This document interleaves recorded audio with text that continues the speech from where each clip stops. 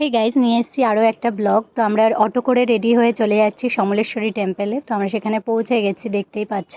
সমলেশ্বরী টেম্পেলটা সম্বলপুরেই অবস্থিত। এই টেম্পেলটা অনেক পুরনো, প্রায় 16th সেঞ্চুরিতে বলরাম দেব এই টেম্পেলটা বানিয়েছিল। এই সমলেশ্বরী দেবীর নাম অনুসারেই সম্বলপুর নামকরণ হয়েছে। এই মন্দিরটা গ্রানাইটের থেকেও শক্ত পাথর দিয়ে তৈরি হয়েছে। এই মাকে সবাই জাগ্রত বলেই মনে করে। দেখতেই পাবে প্রচণ্ড ভিড় হয়েছিল, সবাই মনে করে যে মায়ের কাছে যা চাওয়া হয় মা নাকি তাই দেয়।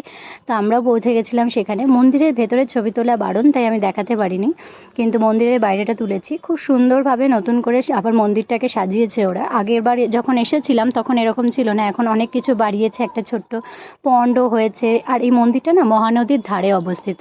বেশ ভালো লাগছিল, আমরা এখানে অনেক ছবি তুললাম, গল্প করলাম, সুন্দর হাওয়া দিচ্ছিল, বেশ ভালো ছিল জায়গাটা। প্রায় ঘন্টাখানেক এখানে বসে থাকা যায় আরামসে, এত সুন্দর জায়গাটা বানিয়েছে। কিন্তু আমরা বেশিক্ষণ থাকতে পারিনি, বৃষ্টি চলে এসেছিলো।